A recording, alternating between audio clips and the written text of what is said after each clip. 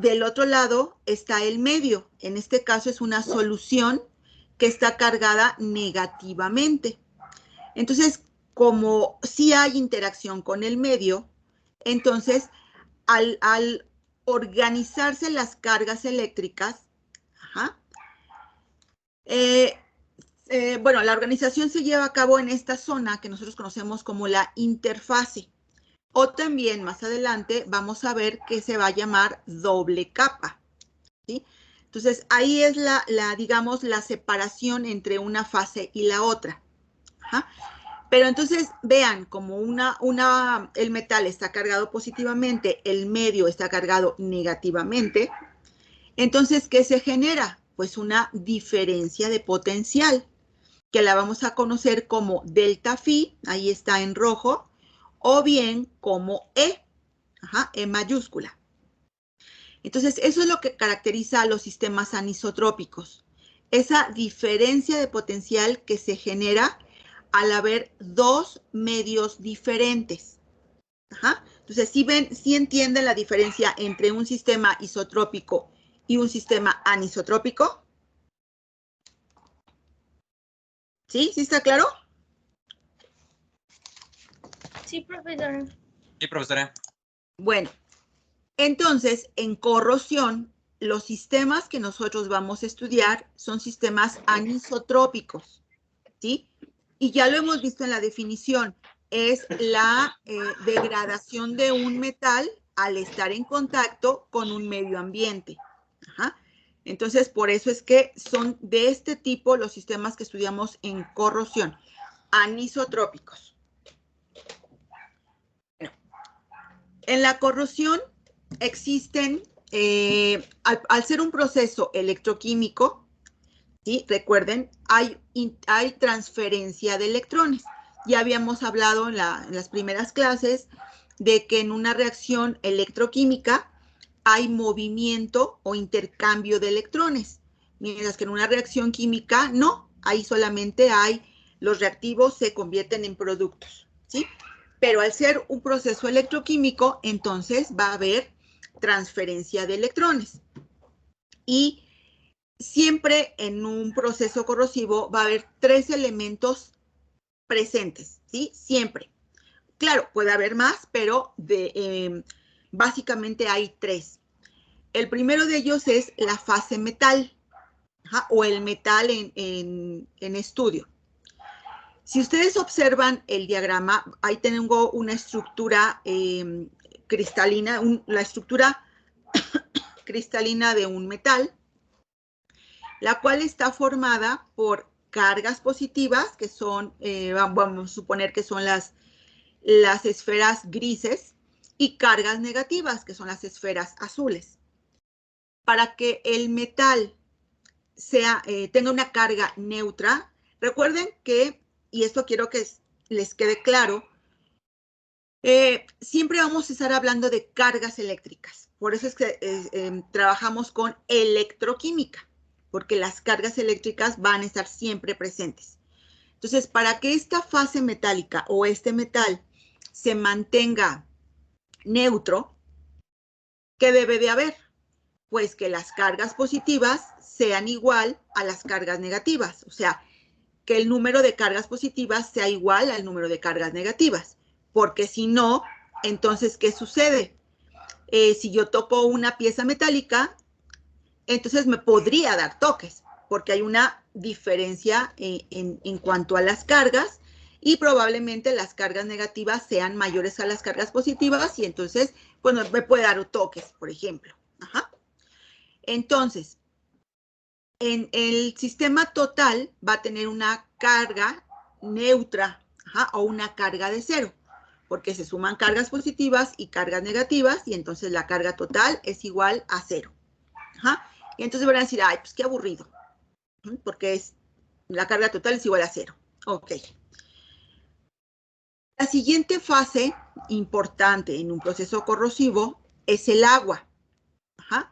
El agua en estado líquido o bien agua en estado vapor.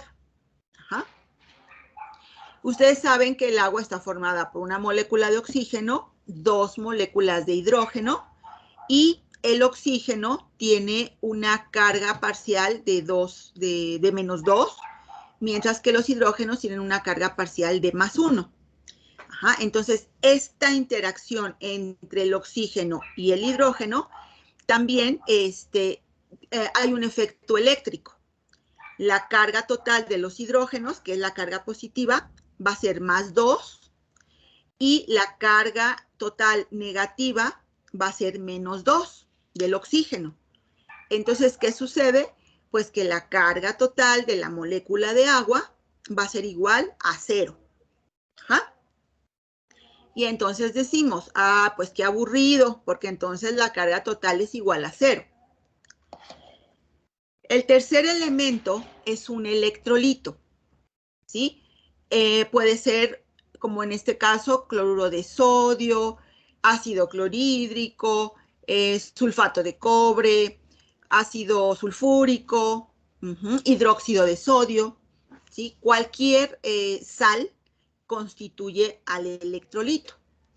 En este ejemplo, ahí tengo los sodios en color rojo, las esferas de color rojo es sodio, y las esferas de color azul es cloro. Entonces, para que el cloruro de sodio esté neutro, ¿qué necesita? Que la misma cantidad de sodios sea igual a la misma cantidad de cloros. Ajá. Entonces, que las cargas positivas sean iguales a las cargas negativas y que entonces la carga total sea igual a 0. Y entonces, pues, qué aburrido, porque entonces nos da 0. Ajá. Pero en un sistema corrosivo, ¿qué sucede? En un sistema corrosivo están juntas o juntos los tres elementos: agua, metal y electrolito, ¿sí? Y entonces ahí, si cada uno originalmente o de manera aislada tiene una carga 0, ¿qué pasa cuando yo los uno o yo los mezclo? Ajá. Entonces, bueno, ahí van a aparecer varias situaciones. Vean, yo tengo un recipiente que contiene agua, ajá, que contiene agua con sus cargas positivas y sus cargas negativas. Tengo dos electrodos que están constituidos de metales. Uno va a tener carga positiva, uno va a tener carga negativa. Y aparte voy a tener un electrolito, el que ustedes quieran, cloruro de sodio, que también va a tener su parte positiva y su parte negativa, ¿sí? Entonces, cuando estos tres elementos entran en contacto, entonces ahí es donde ya aparece lo interesante. Cada uno de ellos pierde la electroneutralidad y entonces el sistema ya se hace interesante en su estudio, ¿sí? Hay que tener bien presente que todos los procesos de corrosión que vamos a estudiar en este semestre se van a llevar a cabo en la interfase metal-solución. ¿Cuál es esa interfase? Pues, bueno, no sé si vean mi cursor, pero vean cómo tengo yo un metal. La unión entre ese metal con el agua, ¿sí? Con el agua y que el agua contiene al electrolito, esa es la interfase. Ajá. Entonces, todos los procesos que vamos a estudiar corrosivos se llevan a cabo en esa zona, en la interfase metal-solución. Ajá. Entonces, decimos que ya hay una interacción metal-agua-electrolito que se lleva a cabo en la interfase metal-solución y que esto va a dar por origen la separación de cargas, ¿sí? O sea, por ley de atracción y repulsión de cargas, las cargas se van a ordenar. Ajá. Las positivas van a ser atraídas por las negativas y va a haber repulsión entre cargas del mismo signo. Este acomodo de cargas va a generar una diferencia de potencial, ¿sí? Y entonces, esa diferencia de potencial, pues origina un rearreglo de cargas entre el metal y la solución. Y entonces, pues bueno, ya no vamos a tener una carga total igual a 0, ¿sí? Aquí ya la carga total puede ser positiva, ¿sí? Porque hay una mayor cantidad de iones positivos o de cargas positivas más bien, o puede ser una carga total negativa, porque puede haber un mayor número de cargas negativas. Entonces, esto ya empieza a ser interesante. Ajá. Entonces, bueno, les decía, siempre los procesos de corrosión y los procesos electroquímicos también se llevan a cabo en esta interfaz electrodo-electrolito que ustedes en el semestre pasado en electroquímica pues debieron de saber que se le llama doble capa, ¿sí? O también recibe el nombre de interfase electrizada. Entonces, todo esto es lo mismo, ¿sí? Entonces, bueno, vean el esquema del lado izquierdo. Ahí tengo un electrodo, tengo del lado izquierdo un electrolito, del lado derecho, ajá, y empieza a haber un reacomodo de cargas. Las cargas negativas se van a acercar al electrodo, considerando que el electrodo está cargado positivamente, ¿sí? Entonces, las cargas negativas del electrolito, pues, se van a acercar al electrodo. Mientras que las cargas positivas del electrolito, ¿qué va a pasar? Pues se van a alejar. Ajá. Pero todos esos procesos, ¿dónde ocurren? En la zona punteada, ¿sí? Esa es la zona más importante, ajá, en donde se llevan a cabo estos procesos. Y van a decir, pero pues, ¿cómo? Sí, efectivamente, es en esa zona en donde se lleva a cabo todo este proceso electroquímico, ajá, y por lo tanto este proceso de corrosión. Como dijimos que se pierde la electroneutralidad, entonces el potencial del metal va a ser diferente al potencial del electrolito, ¿sí? Por este reacomodo de cargas que hay, los potenciales son diferentes. Y lo que a nosotros nos interesa estudiar es la diferencia de potencial que hay entre el electrodo y el electrolito. Ajá. Eso es lo que siempre vamos a estar estudiando en corrosión. La diferencia de potencial. Y bueno, en el siguiente esquema es lo mismo. Se ve ahí el electrodo cargado positivamente. Se ve la disolución con sus iones positivos, sus iones negativos. Pero ahí ya observamos que la doble capa está formada por, bueno, ahí se observa la doble capa como una capa rígida. ¿Sí? Esto lo vamos a ver más adelante en los modelos de la doble capa. Pero ahí podemos ver que hay una capa rígida que corresponde a la interfase electrizada o doble capa y hay una zona o capa difusa en donde se encuentran los iones ahí nadando. Ajá.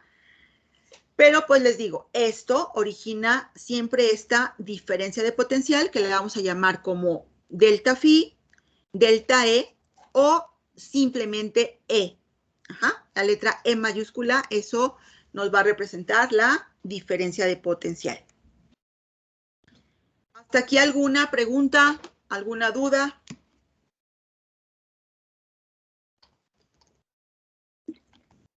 No, bueno, no.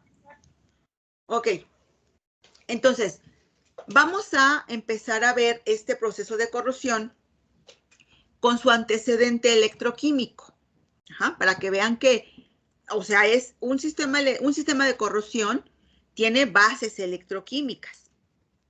Y por eso ustedes aquí en sus materias primero deben ver electroquímica para posteriormente ver corrosión y entender un poco más. Bueno, entonces ahí tengo yo dos recipientes que contienen una solución. Ajá.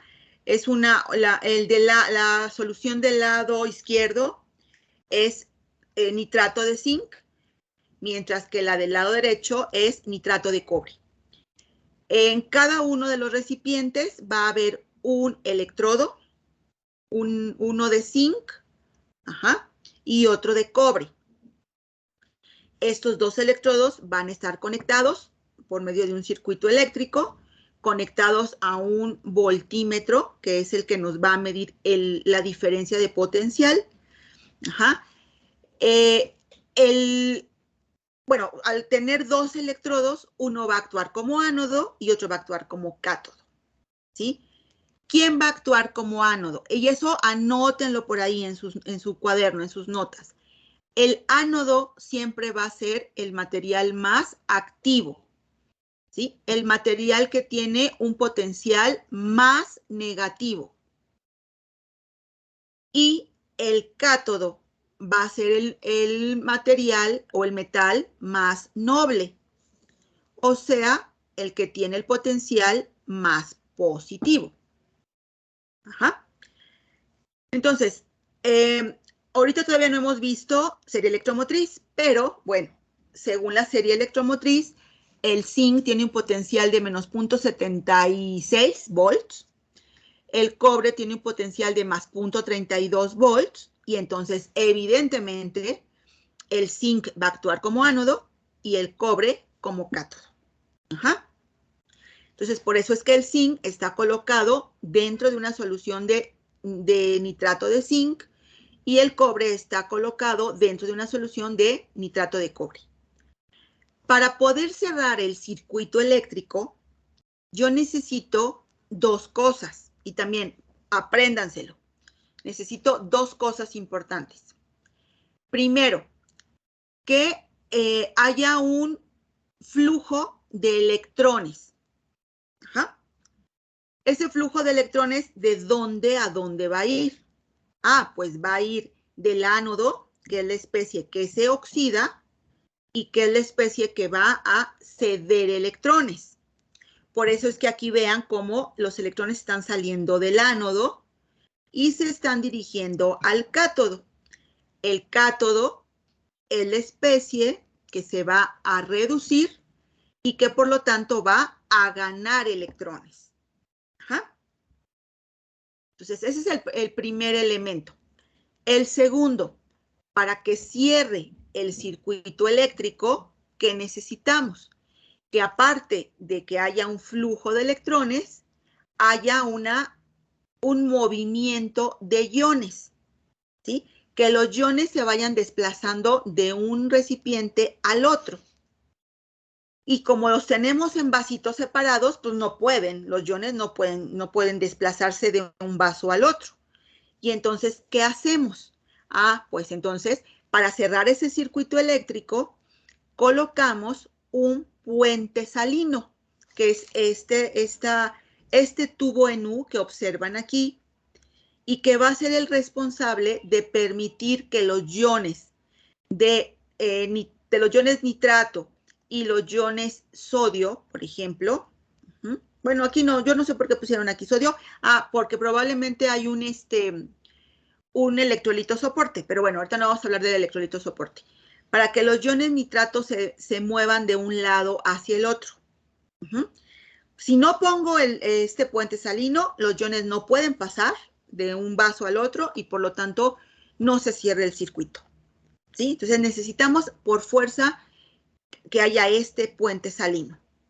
Y entonces ahora sí, ya tenemos todo el circuito armado.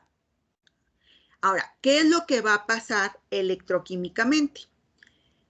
Cuando yo prendo el interruptor de este sistema, el zinc, la plaquita de zinc, que se encuentra como zinc sólido, y como actúa como ánodo, va a empezar a oxidarse.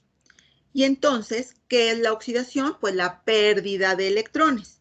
Y entonces el zinc metálico se convierte ahora en zinc iónico, en zinc más 2. Y con su respectiva pérdida de esos 2 electrones.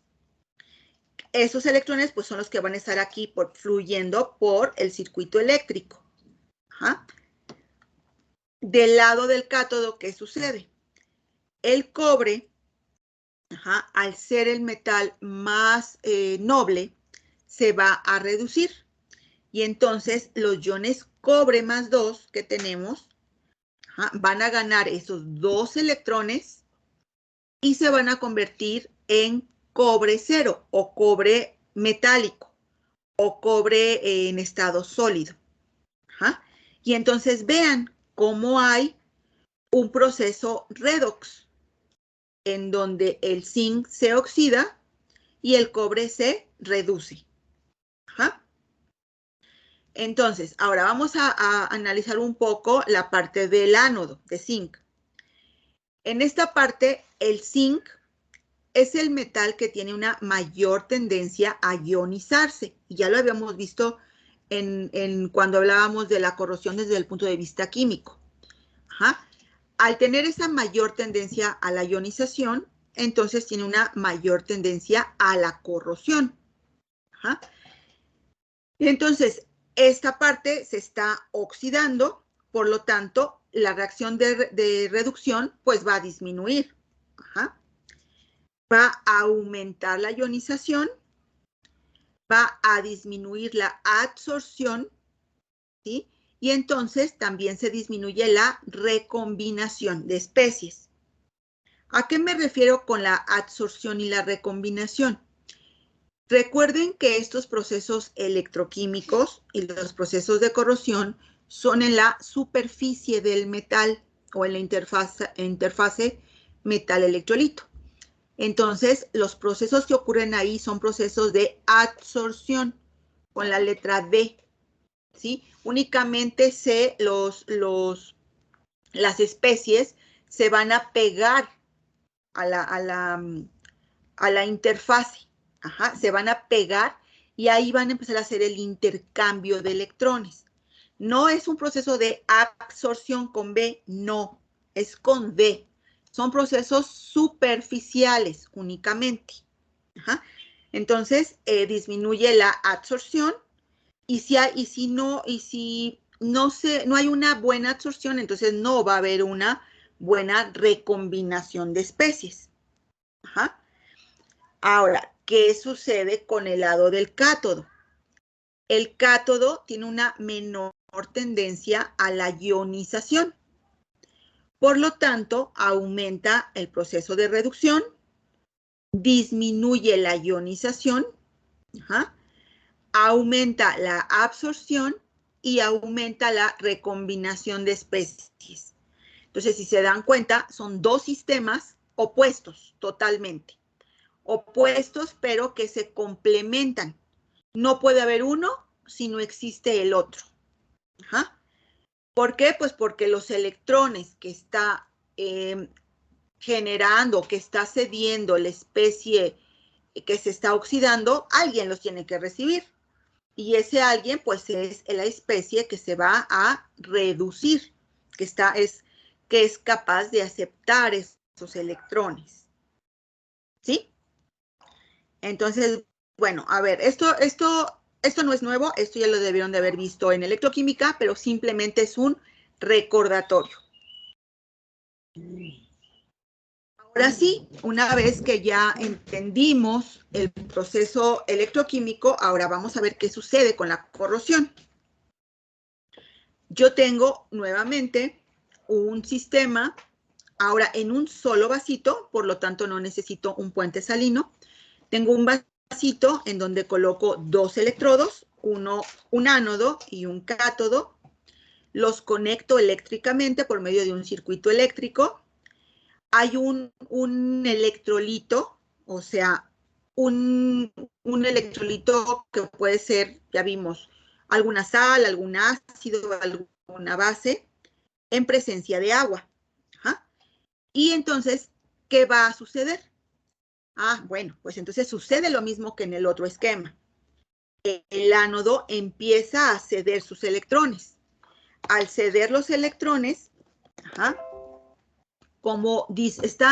bueno, esos electrones que está cediendo pasan al lado del cátodo, ajá, o se dirigen hacia el cátodo, que es la especie que se va a reducir. Y entonces, como en el ánodo no hay una baja absorción y una baja recombinación, entonces el metal empieza a desorber a los iones. Ajá. O sea, si no hay absorción, entonces va a haber una desorción. Empieza a liberar esos iones. Y con el paso de la liberación de esos iones, el metal se empieza a corroer, empieza a perder masa. Ajá.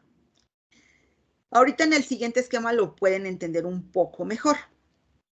Pero para que vean, o sea, esto se lo estoy explicando para que vean que la corrosión es un sistema electroquímico formado por un ánodo, un cátodo, un electrolito, que hay movimiento de electrones del ánodo al cátodo, que el ánodo va a ser la especie que se va a oxidar y como ya habíamos dicho, la oxidación o la corrosión es la pérdida de masa. Ajá. Entonces, ahí está el esquema de cómo se lleva a cabo la corrosión. Y lo pueden entender un poco mejor. Y si no, bueno, lo volvemos a explicar. Aquí yo tengo una placa de zinc. Ajá.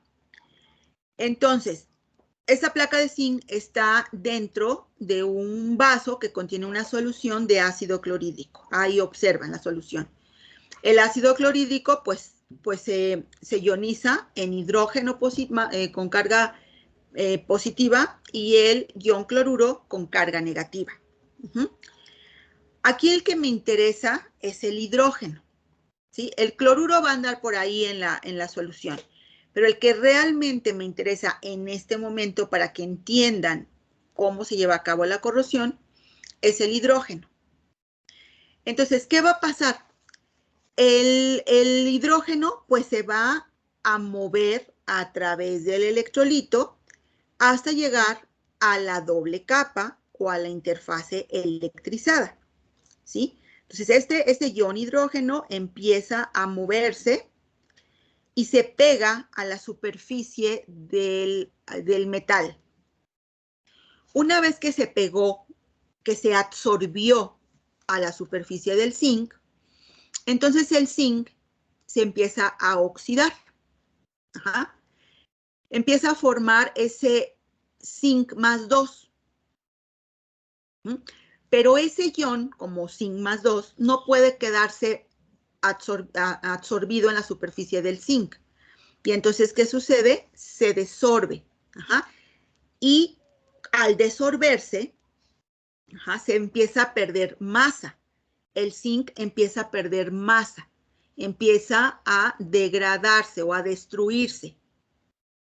Eso es por el lado de la oxidación. Ahora, ¿qué pasa con el lado de la reducción?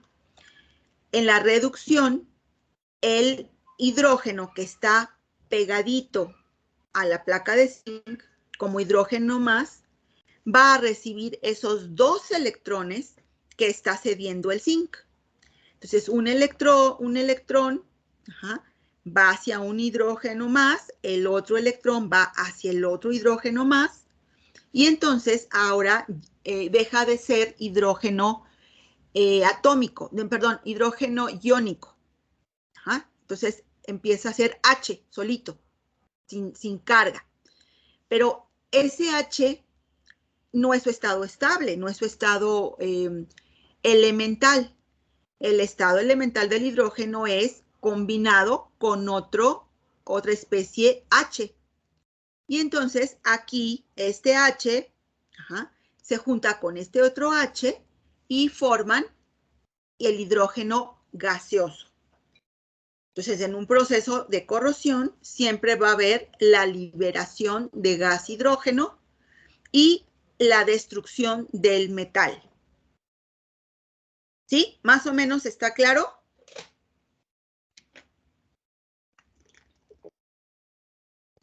Sí, profesora.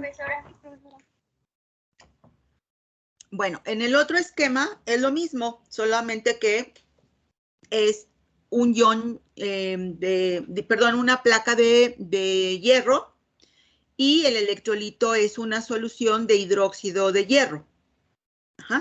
Pero el mecanismo es exactamente el mismo.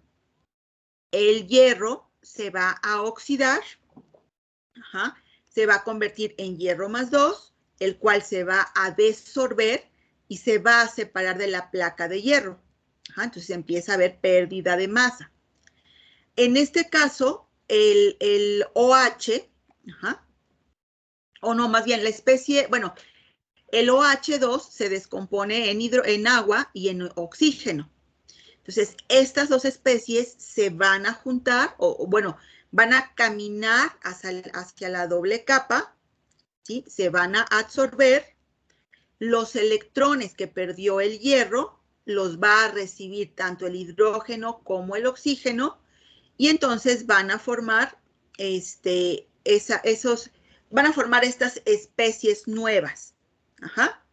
Y entonces el hidrógeno y el oxígeno son los que se están reduciendo. A mí en este curso no me va a importar el estudio del proceso de reducción. Me va a importar el estudio del proceso de oxidación. Pero bueno, normalmente nos enfocamos a este proceso de oxidación, pero no podemos olvidar el proceso de reducción, porque recuerden que aunque no lo estudiemos, está presente. Entonces, de esta manera es como se lleva a cabo la corrosión de un metal de manera general. Y entonces, bueno, ahora vamos. Esto, lo que les acabo de explicar, es cuando yo tengo una celda electroquímica. Pero en la naturaleza, si yo observo cómo se está corroyendo, por ejemplo, las patas de una silla, y entonces me detengo a observar el proceso de corrosión, pues yo en ningún lado voy a ver los cables, esos cablecitos o ese circuito eléctrico que permite la transferencia de electrones. Tampoco voy a ver el ánodo y el cátodo. Y a lo mejor puedo ver al electrolito si hay agua en estado líquido. Pero si hay agua en estado vapor, pues no la voy a ver. Entonces, ¿cómo es que se lleva a cabo el proceso de corrosión? Pues bueno, muy fácil. Y es tomando en cuenta los elementos que vimos anteriormente. Y se los explico. La corrosión se lleva a cabo en zonas en donde hay irregularidades. Por ejemplo, tenemos una lámina metálica y por alguna razón tiene una abolladura. Ahí en esa abolladura es donde es más probable que se genere la corrosión. O tengo una placa metálica que está en cuya placa metálica hay un remache. Pues en ese remache hay una irregularidad y entonces ahí es donde se va a llevar a cabo el proceso de corrosión. ¿Sí? Entonces, recuerden, siempre que haya irregularidades en la superficie del metal, en esas zonas de las irregularidades es donde va a ser más factible que ocurra el proceso de corrosión. Entonces, vean, en este esquema yo tengo una placa de hierro y vean cómo tiene algunas irregularidades. No es una superficie totalmente lisa, no está plana. Entonces, ¿qué sucede? Esta placa de hierro, en estas irregularidades, va a formar estas semipilas o pilas de corrosión. ¿Qué significa crear estas semipilas? Pues que una parte del hierro se va a comportar como ánodo y otra parte se va a comportar como cátodo. Aquí este esquema es hacerle un zoom. O sea, lo estamos viendo en grande. En realidad, tanto el ánodo como el cátodo están muy cerquita. Aquí los vemos lejos, pero bueno, porque está magnificada la imagen, pero en realidad están muy cerquita, tanto el ánodo como el cátodo. Bueno, entonces el hierro ya formó su ánodo y ya formó su cátodo. En estas zonas de irregularidades. Después, si esta placa metálica está en presencia de aire, está en presencia de agua. Ajá. Ahí está una gota de agua también magnificada. Entonces, ¿qué va a pasar? Ah, pues este ánodo, este cátodo y la presencia de esta gotita de agua y del aire también, pues crean las condiciones ideales para que empiece el proceso de corrosión. ¿Cómo? Bueno, del lado del ánodo, ¿sí? El hierro en su estado metálico se pierde 2 electrones, aquí están, y se convierte en hierro más 2, ¿sí? Por el otro lado, el cátodo, como está en presencia de aire y de agua, entonces puede llevar a cabo estas 2 reacciones. El oxígeno en presencia de agua más 4 electrones genera 4 OH. O también el oxígeno en presencia de 4 hidrógenos más 4 electrones va a generar agua. Ajá. Entonces, estas reacciones que se llevan a cabo aquí en el cátodo son reacciones de reducción. Pero, ¿qué pasa físicamente en este proceso? Cuando el hierro se empieza a oxidar, a corroer, perdón, empieza a formar óxidos. Este hierro más 2, este hierro en forma iónica, pues absorbe oxígeno, tanto del aire como del agua. Y entonces forma óxidos, ¿sí?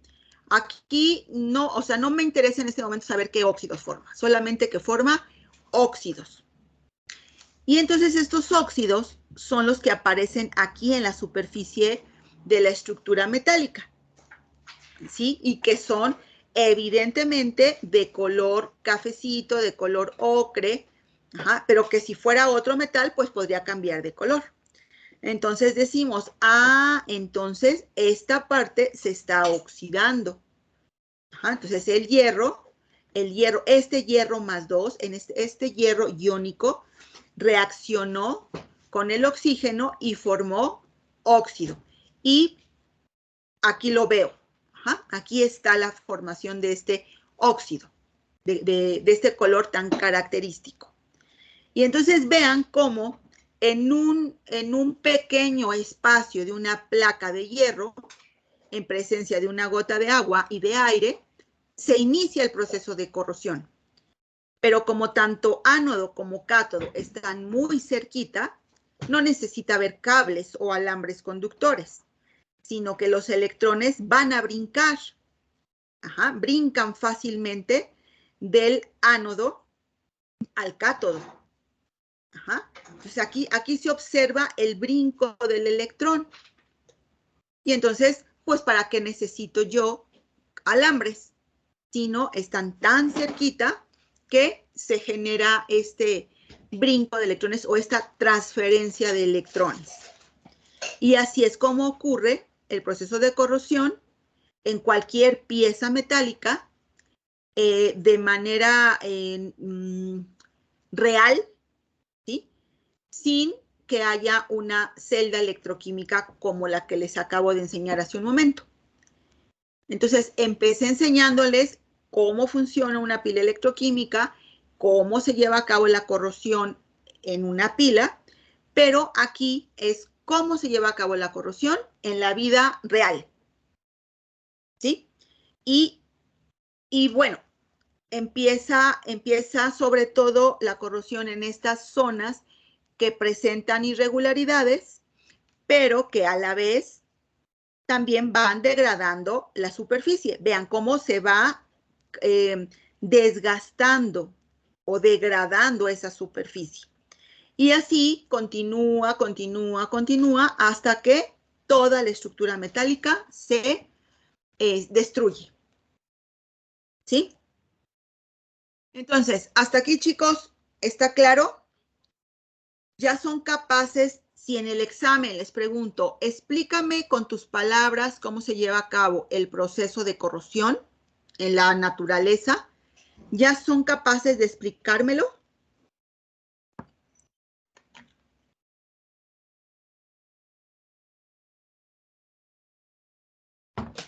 ¿Sí o no? ¿O hay dudas? Probablemente sí. Perdón, no escuché.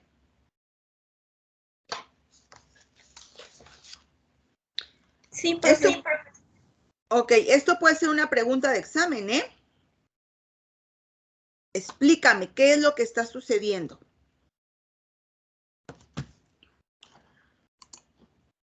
Bueno. Entonces, ahora, espérenme, ya.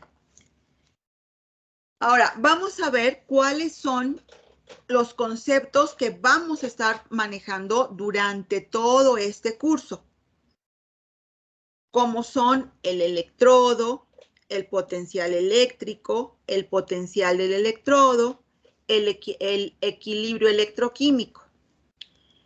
¿Qué es un electrodo? Bueno, un electrodo es un sistema formado por un metal en presencia de un electrolito, con respecto al seno de una solución considerada como eléctricamente neutra.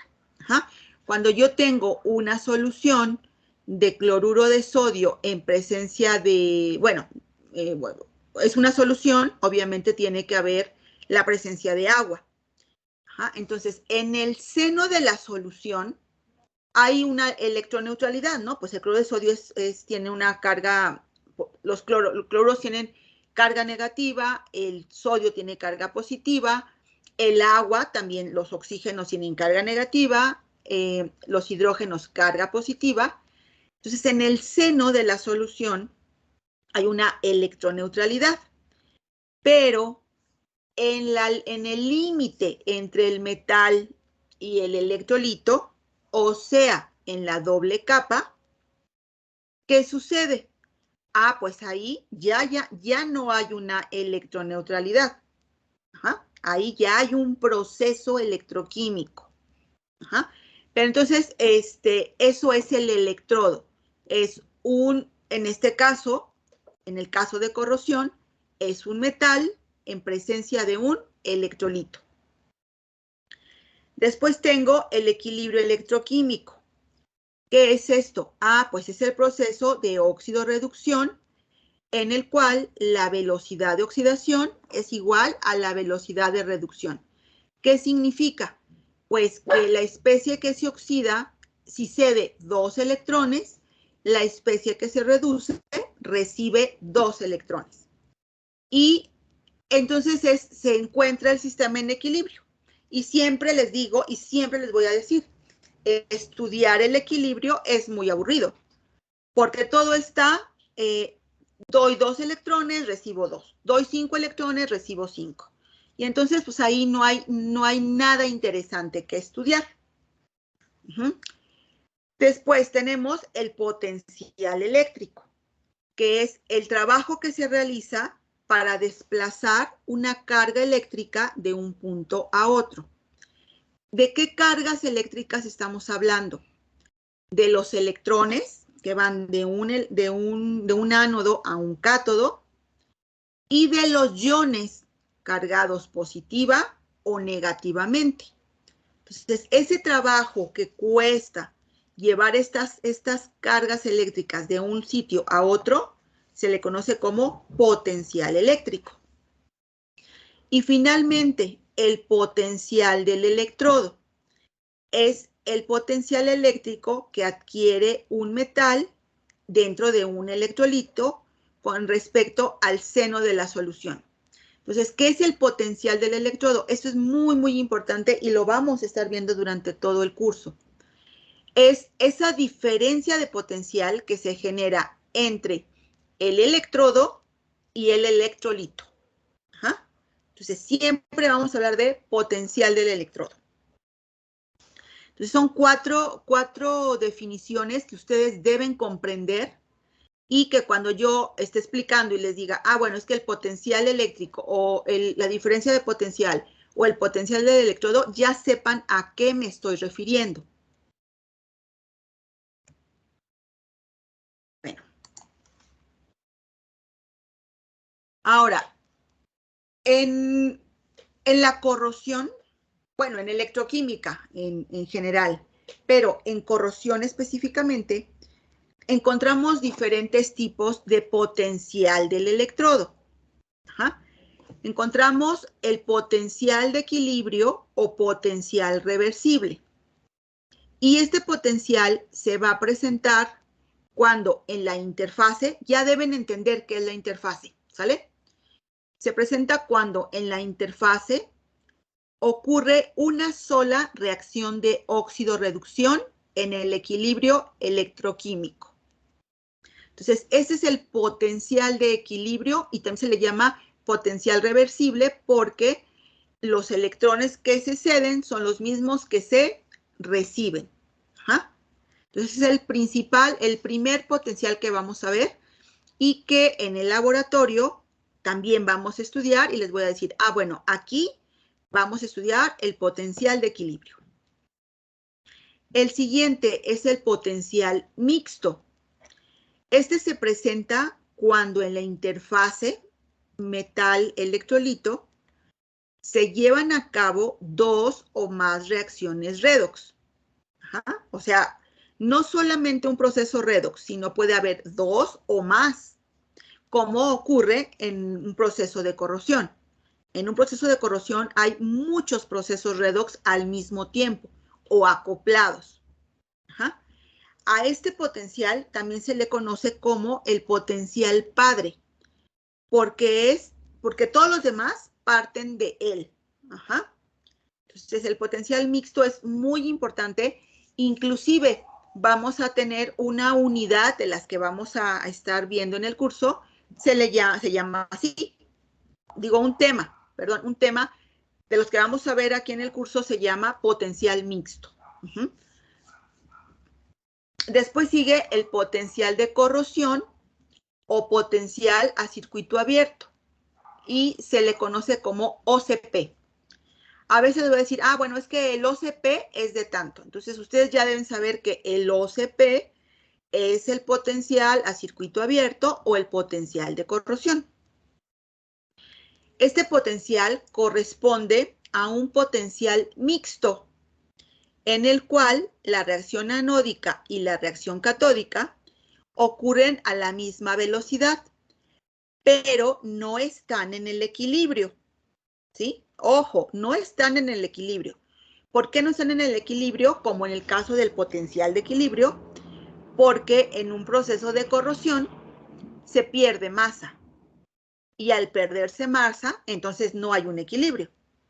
Ajá. Entonces, por eso es que el potencial a circuito abierto es un potencial que se lleva a cabo a la misma velocidad, tanto el proceso de oxidación como el de reducción, pero hay una pérdida importante de masa, por lo tanto, no está en el equilibrio.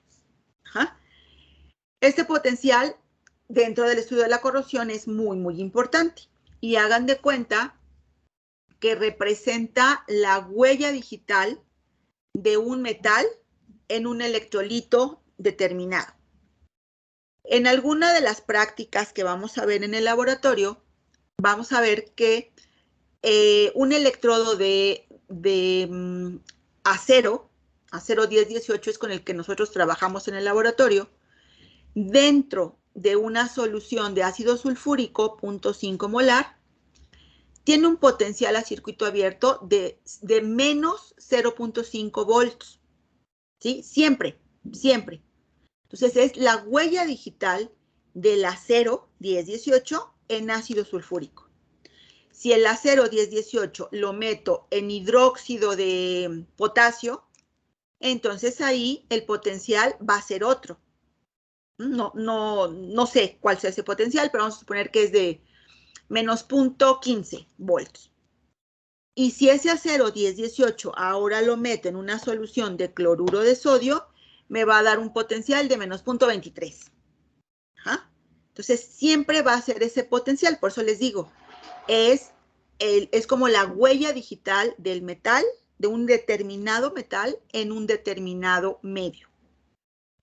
Y en el estudio de la corrosión es el más importante, porque nos va a decir qué tan rápido o qué tan lento se va a corroer el metal. Entonces, por eso es muy, muy importante este potencial. Y el último es el potencial impuesto o potencial aplicado. Este corresponde a un potencial que únicamente produce una reacción específica. Es decir, que toda la corriente generada será utilizada para llevar a cabo esta reacción. Como estos procesos electroquímicos son procesos de óxido-reducción, en un sistema pueden ocurrir muchas reacciones. Muchas reacciones de oxidación, muchas reacciones de reducción. Pero si yo nada más quiero, bueno, se llevan a cabo muchas reacciones. Entonces, si yo estudio estas reacciones dentro de un rango de potencial, pues puedo ver todos esos procesos de oxidación o de reducción que están sucediendo. Pero estudiar todos esos procesos, pues es complicado porque son muchos. Entonces, ¿qué hago? Bueno, pues a mí nada más me interesa estudiar, por ejemplo, los procesos de oxidación. Y entonces, lo que yo voy a hacer, en lugar de tener todo ese rango de potencial, pues yo lo voy a ajustar. Te voy a decir, a ver, vas a mostrarme qué es lo que ocurre en este rango de potencial pequeñito, ¿sí? Nada más voy a estudiar ese rango de potencial. Todo lo de afuera, todo lo que ocurre antes o después de ese potencial, no me interesa. Solo esto que yo estoy delimitando. Y a eso que yo delimito le llamo potencial impuesto o aplicado. Y entonces este potencial impuesto o aplicado sí depende de mí. ¿Sí? Porque yo le digo, de aquí a aquí vas a trabajar y me vas a mostrar lo que ocurre en este rango de potencial. Los demás no dependen de mí. Dependen del metal, dependen del medio, dependen de muchas circunstancias que no dependen de mí. ¿Sí? Y entonces son los 4 potenciales que a lo largo del laboratorio les voy a ir explicando. Ahorita estamos estudiando el potencial mixto, o ahorita vamos a estudiar el potencial de corrosión o el potencial impuesto.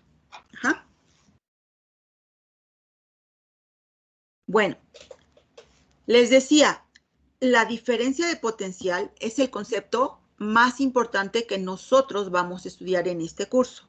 La diferencia de potencial. ¿Qué es la diferencia de potencial? Pues es la diferencia entre los potenciales del metal y del electrolito tomados en la interfase o en la doble capa. Entonces, siempre que hable de diferencia de potencial, van a saber o tienen que entender qué es esa diferencia de potencial que existe en la interfase o doble capa. La diferencia de potencial representa la tendencia del metal a ionizarse o a corroerse.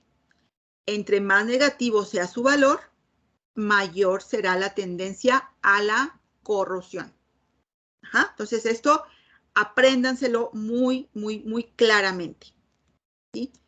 Entonces, bueno, voy al final porque les quiero enseñar la serie electromotriz. Aquí está. Los potenciales de cada uno de los metales, yo los puedo localizar o los puedo encontrar en la serie electromotriz. ¿Sí? La serie electromotriz nos habla de cada uno de los metales y su potencial, el potencial propio del metal.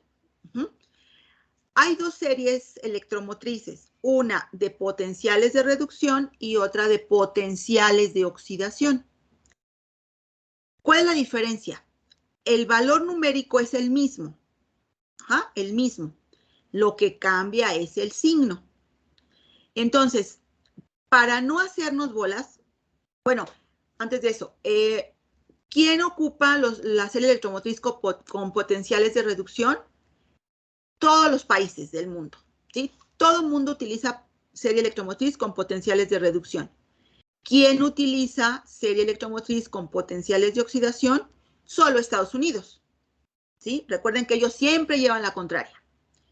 Entonces, el valor numérico es el mismo, pero el signo está cambiado, ¿sí? O sea, es el signo contrario. Y entonces, para no hacernos bolas, les voy a pedir a ustedes que consigan su serie electromotriz de potenciales de reducción. Yo por ahí tengo una serie electromotriz muy grande, ¿sí? Con muchos potenciales. Nada más que las copias que me sacaron están muy feas. Pero bueno, de todas maneras, ustedes consigan una muy sencillita, de las que ven, hay en los libros, por ejemplo, o que hay en internet, y yo les proporciono esta, la que yo tengo. Igual, se las dejo aquí en el Teams. Ahora, ¿por qué es importante esta serie electromotriz? Bueno, es importante porque nos proporciona estos potenciales de los cuales yo les estaba hablando. ¿Sí? Y vean esta serie. Se ve muy chiquita, bueno, se ven los números muy chiquitos, pero vean cómo hay potenciales con signo positivo y potenciales con signo negativo. Y obviamente, pues está el cero, ¿sí? El cero corresponde al hidrógeno. Entonces, lo que ocurre, o todos los elementos, o todos los metales que están por arriba del cero, son metales nobles, ¿sí? Que van a tener poca tendencia a la corrosión. Y todos los metales que están por debajo del cero, que tienen signo negativo, son esos metales que van a tener mayor tendencia a la corrosión. Entonces, por eso es importante que tengan su serie electromotriz, porque vamos a ver problemas de ecuación de Nernst y necesitamos conocer estos potenciales. En la serie electromotriz de potenciales de corrosión están esos mismos valores, pero al revés. Los más activos tienen signos negativos y los más nobles tienen signo positivo. Entonces, para evitarnos esta dualidad, mejor trabajamos con potenciales de reducción y así todos hablamos el mismo idioma. Entonces, esos son los potenciales que tiene el metal. Pero aparte está el potencial que tiene el electrolito.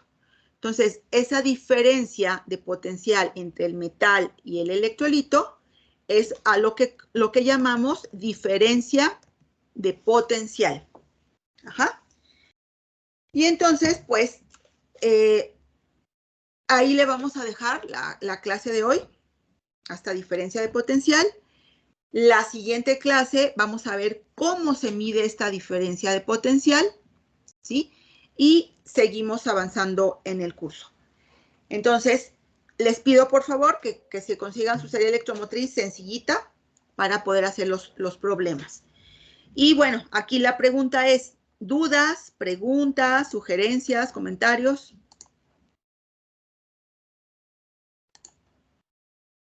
¿No? ¿Todo está claro?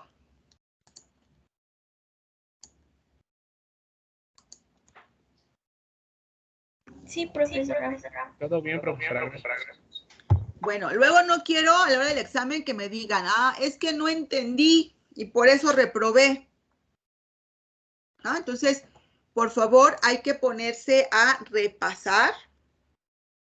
Hay que ponerse a repasar lo que vemos, lo que vamos viendo clase por clase. Recuerden que les dije que es un curso muy amplio.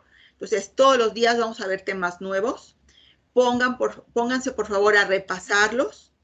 ¿Sí? Si hay dudas, pues la siguiente clase me preguntan para que no se vayan haciendo lagunas muy grandes de... Sí, dime. Dijo que los metales arriba del cero tienen mayor tendencia a la corrosión, ¿o es al revés? Al revés. Los metales por arriba del cero tienen signo positivo. Entonces, Sí. los positivos son menos susceptibles a la corrosión. Ok. Gracias, Son profesora. metales nobles. Y los que están por abajo del cero tienen signo negativo y son los que tienen mayor tendencia a la corrosión. Ok, gracias, profesora.